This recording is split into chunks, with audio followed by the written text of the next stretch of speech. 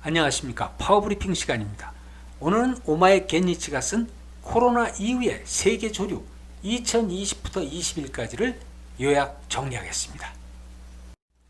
오마이 겟니치, 그는 어떤 사람인가부터 알아봐야겠죠. 일본 국적이며 세계적인 사상 지도자, 구루로 불리우고 있습니다. 영국 이코노미스지에 의하면 미국은 피터 드러커와 톰 피터스가 있고 아시아에는 오마이 겟니치가 있지만 유럽 대륙에는 그와 필적할 인물이 없다고 말합니다. 지난 5월 29일 코로나 이후의 세계 조류라는 책을 발매해서 일본뿐만이 아니고 세계적인 화제가 되고 있습니다. 그는 단언합니다. 일본 아베 정권은 실패했다. 책 내용을 소개하도록 하겠습니다. 열등감의 절은 일본입니다. 아베 정권이 의욕적으로 추진하고 있는 5대 정책 모두가 실패하고 있다고 오마이 겟니치는 이야기하고 있습니다. 첫째, 돈 불기식 경기 부양입니다. 2008년도 국제금융위기 이래로 일본은 경기 부양을 위해서 막대한 국채를 발행했습니다. 그러나 경기는 생각만큼 좋아지지 않고 있고 국가 부채만 천문학적으로 늘었습니다. 둘째, 외교 실패입니다. 러시아하고는 쿠릴 열도를 가지고 중국하고는 센카쿠 열도를 가지고 한국하고는 독도 그리고 반도체 소재 수출 규제 문제를 가지고 사사건건 부딪히고 있습니다. 트럼프의 비소 소리까지 들어가면서 미국과는 가까이 했지만 돌아온 것은 주일 미군 주둔 비용 연간 80억 불을 내라는 청구서였습니다. 뒤통수를 맞은 거죠. 이란 방식 개혁을 위해서 지난해부터 초과근무 상한제와 유급휴가 의무제를 실시하고 있습니다. 그러나 이것도 지나치게 획일적이라는 비판을 받고 있습니다. 2008년부터 고양세라는 제도를 시행하고 있습니다. 농어촌 지역에 기부를 하게 되면 세액공제와 함께 해당 지역 농특산물로 되돌려받는 제도입니다. 지난해만 해도 6조 원의 기부가 있었습니다. 그러나 조세제도를 근본적으로 왜곡하고 있다는 비판을 받고 있죠. 마이넘버입니다. 우리로 따지면 주민등록지입니다. 주민등록번호와 함께 국가나 지방의 행정을 디지털화한다는 데 목적이 있습니다. 그러나 예금 계좌와 연동해서 국민의 자산을 들여다보고 또 다른 세금을 거두려고 하는 것이 아닌가 하는 의심을 받고 있습니다. 아베 정권이 사활을 걸고 한국도로로 약 40조 원을 투자해서 추진하고 있습니다만 현재까지 주민등록 발급률은 17%밖에 안 되고 있습니다. 오마이 겟니치는 이야기합니다. 아베가 이렇게 무리하게 여러 가지 정책을 추진하는 것은 또 다른 목적이 있다. 국민의 시선을 다른 데로 돌려서 결국은 헌법 개정하려는 것이 목표다. 이렇게 이야기하고 있습니다. 자위대를 재무장해서 정규군대화하고 군비 확장을 통해서 재팬 넘버원을 노리고 있다. 이렇게 보고 있습니다. 그러나 세금을 높여서 잘된 나라는 지금까지 하나도 없었다. 국민이 세금을 더 거두는데 저항하지도 않고 위기의식도 없어서 일본은 조용히 죽어갈 것이라고 단언하고 있습니다. 떠오르는 중국의 신제국주의입니다. 시진핑의 중국몽, 한마디로 중국의 꿈이죠. 정치적으로는 공산당의 완벽하고도 강력한 일당 독재와 함께 경제적으로는 초자본주의가 결합하는 것입니다. 초자본주의라고 하는 것은 빨간 펜을 가지고 쭉쭉 그리면 그대로 도로가 되고 항만이 되고 공장이 들어서고 건물이 들어서는 자본주의입니다. 필요하다면 국민의 반대는 완전히 무시해버리는 것이죠. 1대1로 실크로드입니다. 아시아와 유럽과 아프리카를 연결하는 육상 해상 교통 인프라의 구축입니다. 아프리카 투자입니다. 아프리카 인구가 현재 10억입니다.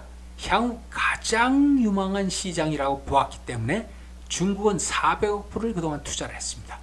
이는 미국이나 일본에 비해서 100배에 해당되는 금액입니다. 하이테크의 선점입니다. AI와 같은 인공지능, 드론, 전기자동차, 자율자동차 이미 선점하고 있죠. 홍콩, 위구르, 티벳과 같이 정치적으로 독립하거나 또는 자주 독립을 원하는 지역에 대해서는 강력하게 탄압하고 있습니다. 여기에 대해서 국제적으로 이야기를 하게 되면 내정 간섭을 하지 말라고 쐐기를 받고 있죠. 이 모든 것은 한마디로 세계 패권을 잡는 것, 이것이 목표입니다. 쇠퇴하는 서구 민주주의입니다. 트럼프의 위대한 미국, Make Great Great, 한마디로 자국 제일주의를 표방하는 거죠. 아메리카 퍼스트, 폐쇄적입니다. 미국이 이만큼 발전할 수 있었던 것은 민주주의란 체제도 있었지만 세계의 모든 것을 받아들이는 포용성과 다양성에 의해서 될 수 있었다 하는 것을 잊은 것입니다. 상권 분립이 붕괴되고 있습니다. 트럼프는 스스로 선택하고 스스로 결정하고 스스로 트위터를 통해서 발표하고 있습니다.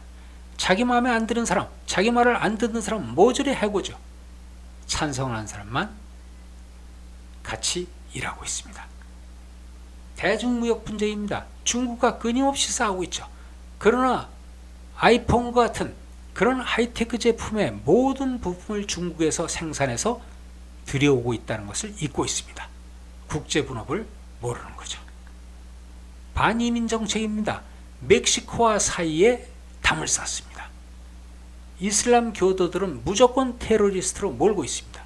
이 모든 것에 의해서 달러란 기축통화가 흔들리고 있습니다. 세계 통화의 기준이 흔들리고 있습니다. 한마디로 민주주의가 중우정치로 바뀌고 있다, 포퓰리즘으로 바뀌고 있다는 것을 표시하고 있습니다. 영국판 트럼프 보리스 존슨입니다. 자국 제일주의, 잉글랜드 퍼스트를 주장하고 있죠. 브렉시트, EU로부터 탈퇴를 추진했습니다. 그러나 브렉시트, EU로부터 탈퇴는 영국 연방 중에서 잉글랜드만 찬성하고 있고 웨일즈나 북아일랜드나 스코틀랜드는 반대하고 있습니다. 심각한 내부 분열이 초래될 것입니다.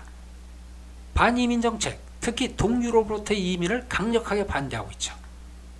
금융 완화, EU 탈퇴로부터 벌어지는 경기 하강, 불황, 이것을 극복하기 위해서 소위 국채를 발행해서 경기를 일으키려고 하는 금융 완화 정책을 추진하고 있습니다. 이 또한 민주주의가 중우정치로 바뀌는 포퓰리즘이라고 오마이 게니치는 말하고 있습니다. 코로나 이후 세계 그리고 일본의 갈 길에 대해서 오마이 게니치는 다음과 같이 이야기하고 있습니다. 이제 국제평화나 국제협력, 국제정의를 이야기하는 지도자는 없다. 자국민이 뽑아졌기 때문에 자국 제일주의, 잉글랜드 퍼스트, 아메리카 퍼스트, 재팬 넘버원만 주장하고 있다. 이런 국가 주권 만능주의에서 벗어나 인간과 환경 중심으로 나가야 한다. 그러나 서구 민주주의가 쇠퇴하고 있고 중국의 신제국주의가 대두하고 있는 지금에는 이상론에 가까운 거죠. 일본에 대해서는 일본은 퀄리티 국가를 지향해야 한다. 미국 옆에 캐나다, 러시아 옆에 핀란드, 독일 옆에 스위스처럼 큰 나라의 경제에 부응해서 편안하게 살아야 한다. 중국 옆 일본, 한마디로 일본의 자존심을 완전히 뭉개고 있습니다. 일본은 외국인 노동자를 대폭 수용해야 되고 싱가포르와 같은 스템 중심의 교육 계획을 해야 한다. 싱가포르의 스템 교육이라는 것은 사이언스, 테크놀로지, 엔지니어링, 그리고 매스매틱스, 수학 중심의 교육 계획입니다. 그러나 오마이 겐지치는 마지막으로 단언합니다. 일본은 위와 같은 것을 절대로 받아들이지 못한다. 따라서 기업과 개인은 각자가 세계와 연결하여 살아남아야 한다. 각자 도생을 이야기하고 있습니다. 슬픈 이야기입니다. 코로나 쇼크 이후에 한국의 갈 길에 대해서 오마이 겐지치는 언급하지 않았습니다. 그러나 신구 패권의 대척점에 있는 한국의 갈 길은 한마디로 영리한 스마트 국가라고 생각합니다. 중국은 육상 해상 실크로드인 1대1로를 통해서 아시아와 유럽과 아프리카를 연결하고 있습니다. 그뿐만 아닙니다. 북극 항로인 1도도 구상하고 있습니다. 이 중국의 1대1로 1도 구상 중에서 한국은 가장 지정학적으로 전략적인 요충지가 될 수 있습니다. 이제 떠오르는 중국의 신제국주의와 그리고 쇠퇴하는 서구 민주주의 사이에서 우리의 이익이 무엇인지 영리하게 생각하고 판단하고 행동해야 할 것입니다. 지금까지 파워브리핑 최영우였습니다.